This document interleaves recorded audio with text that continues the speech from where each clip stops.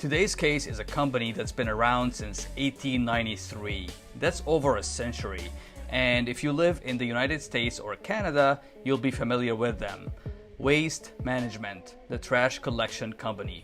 In the 1990s, the company was embroiled in a host of accounting malpractice issues, such as inflating the useful life of their trucks and not taking any write-downs on their landfills. Just to give you an idea of the magnitude of this case, this crisis cut the company's stock price in half in a few short weeks. But first, a brief history. The company was founded by Harm Huizinga, I hope I'm pronouncing the name right here, which was a Dutch immigrant who began hauling garbage for $1.25 in a wagon in Chicago. Then, in 1968, Wayne Huizinga, who is the grandson, founded Waste Management Inc. and went on a buying spree, picking up smaller garbage collection firms left and right, consolidating his profitable yet a bit smelly empire. In 1971, Waste Management went public, and by 72, the company had made 133 acquisitions and $82 million in annual revenue. It had 60,000 commercial and industrial accounts and 600,000 residential customers in 19 states. I surely remember seeing their trucks by my house as a kid in New York City.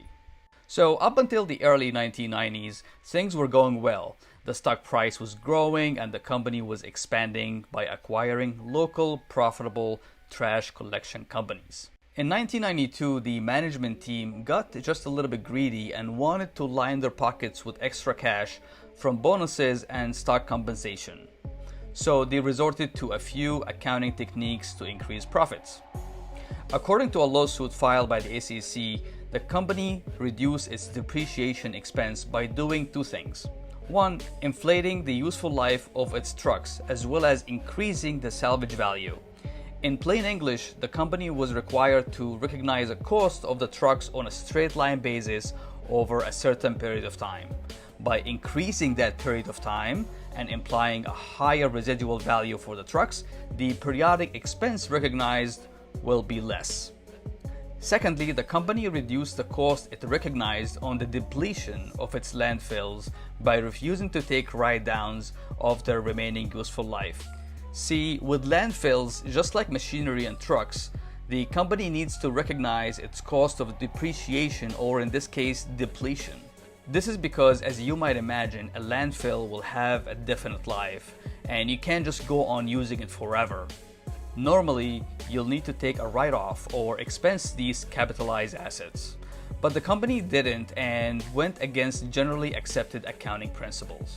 As if all of this wasn't enough, the company also failed to write off impaired assets carried on its balance sheet, improperly capitalized interest and other current period expenses, and understated its income tax expenses.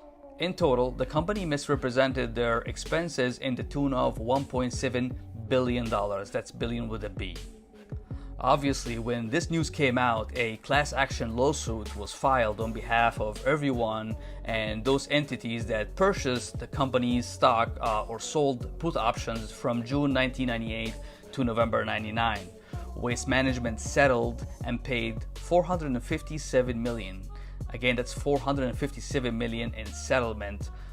Its management team was fired and ordered to pay collectively about $35 million in fines, just paid by its management team personally. And the CFO and the controller were ordered not to hold the same roles ever again in publicly traded companies. You might be wondering, what about the auditors? What did they say about all of this? Well, guess who was the audit firm that was asleep at the wheel here? I'll give you a hint. It's the same accounting firm that was asleep at the wheel as Enron auditors. You guessed it, Arthur Andersen.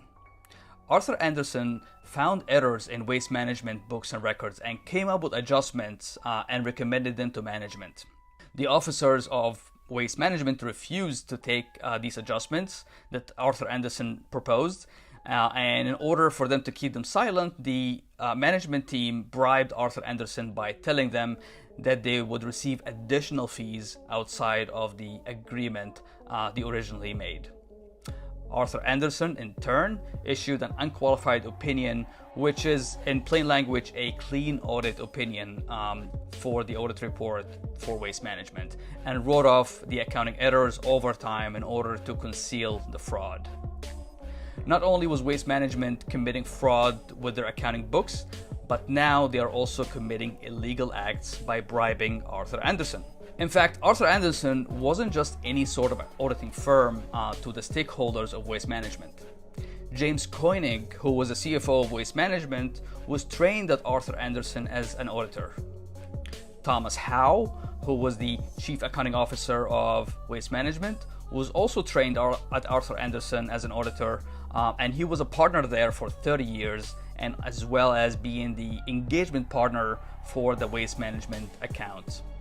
Also, Bruce Tupexen, who was the Vice President of Finance of Waste Management, was the audit manager of Waste Management Inc. audit and others at Arthur Andersen.